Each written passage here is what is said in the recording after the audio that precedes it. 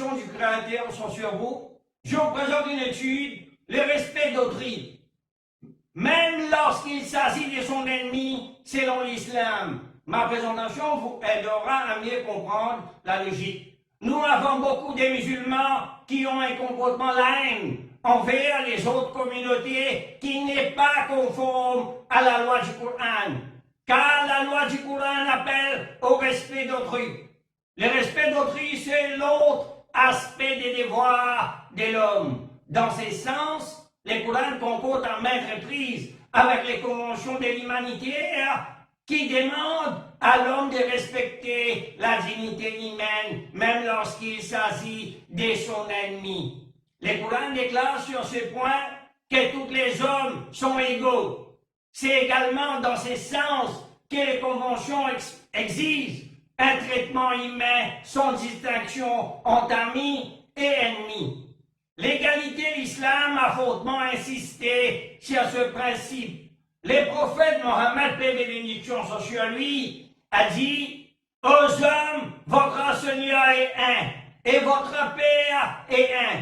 Ni préférence n'est accordée à l'arabe par rapport au non-arabe, ni au non-arabe par rapport à l'arabe, ni au blanc par rapport au noir. Vous êtes tous ici d'Adam et Adam ici de la terre. » Ces discours contenaient plus de détails et la précision suivante était donnée: nulle préférence n'est accordée à l'arabe par rapport à non-arabe, ni au non-arabe par rapport à l'arabe, ni au blanc par rapport au noir, si ce n'est par les vertus.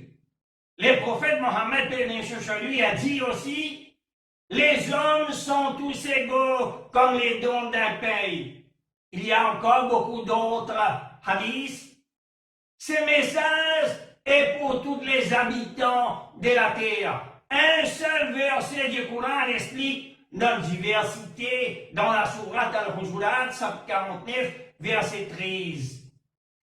Allah subhanahu wa ta'ala dit: aux hommes, nous vous avons créé d'un homme et d'une femme, et nous avons fait de vous des nations et des tribus différentes pour que vous vous connaissiez.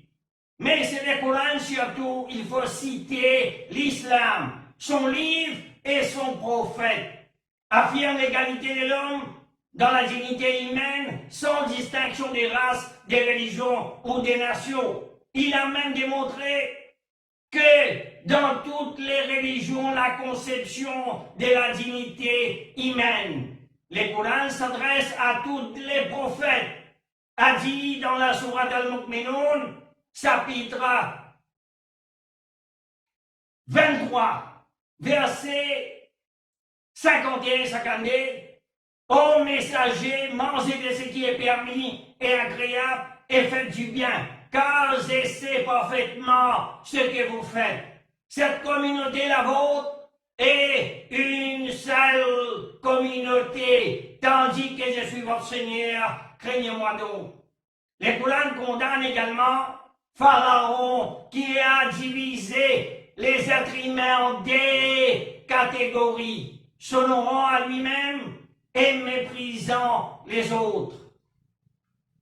Dans la sourate Al-Qasas, chapitre 28, verset 4, le Coran dit: Pharaon était hautain sur terre, il répartit en clans ses habitants, enfin d'abuser de la faiblesse de l'un d'eux, il égosait leurs fils et laissait vivants leurs femmes. Il était vraiment parmi les fauteurs des désordres. Dans la sourate Al-Hujurat, chapitre 49 au verset 12, Allah subhanahu wa ta'ala dit: ô vous qui avez crié, évitez trop conjecturer chez autrui, car une partie des conjectures est péché.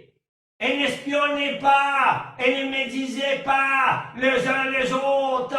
L'un de vous aimerait-il manger la chair de son frère mort? Non. Vous en aurez horreur, et craignez d'Allah, car Allah est grand, accueillant au repentir, très miséricordieux. C'est bien de cette même volonté de respecter autrui, de ce même esprit de service que s'inspirent les conventions humanitaires. Remplir son devoir envers ses ennemis, il est dit dans la sourate Al-Maïda, chapitre 5, au verset 8. Oh les croyants, soyez stricts dans vos devoirs envers Allah et soyez des témoins équitables et que la haine pour un peuple ne vous incite pas à être injuste. Pratiquez l'équité, c'est là et plus proche de la piété. Et craignez Allah quand Allah est certes parfaitement connaisseur de ce que vous faites. Nous voyons que l'enseignement du Coran concorde avec celui de la Convention de l'humanité en ce qui concerne la nécessité d'être juste envers l'ennemi, qui possède lui aussi sa dignité personnelle. Tout homme a le droit d'être traité avec justice. Le Coran affirme que la justice est un devoir, même si ses conséquences apparaissent lunestes pour les croyants ou pour ses proches, et si elle semble être en faveur de ses ennemis. Allah subhanahu wa ta'ala dit dans la sourate An-Nisa, chapitre 4, verset 135. Ô les croyants, observez strictement la justice et soyez des témoins véridiques, comme Allah l'ordonne. Fils contre vous-même, contre vos pères et vos mères, ou proches parents, qu'il s'agisse d'un riche ou d'un besogneux, Allah a priorité sur eux deux, et il est plus connaisseur de l'intérêt que vous. Ne suivez donc pas les patients, afin de ne pas dévier de la justice. Si vous portez un faux témoignage, ou si vous les refusez, sachez qu'Allah est parfaitement connaisseur de ce que vous faites.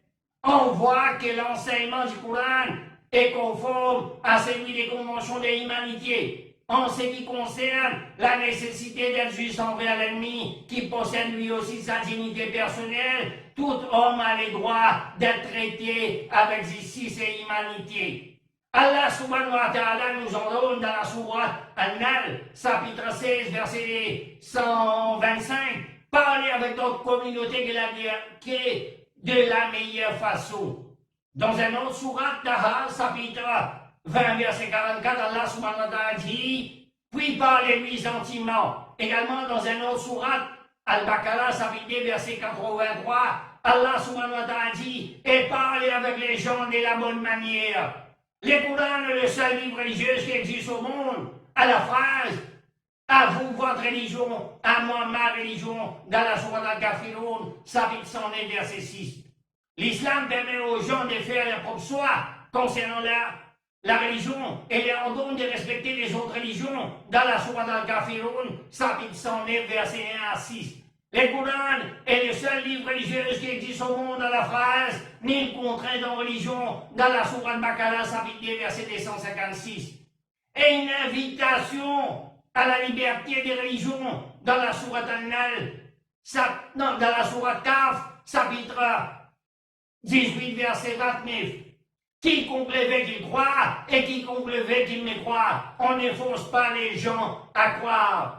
La liberté d'expression est garantie en islam. Les Saints Coran donnent l'exemple d'un homme pris en esclave par un autre, ou celui qui adopte la société comme idole à adorer pour montrer jusqu'à quel point la liberté est tellement indispensable dans la sourate Nahl, chapitre 16, versets 74 et 76, et dans la sourate Zumar, chapitre 39, verset 29. La liberté d'expression est assurée selon les Saints Coran. Personne n'a l'autorité de la lui confisquer, ni de l'éradiquer, ni même de la réduire.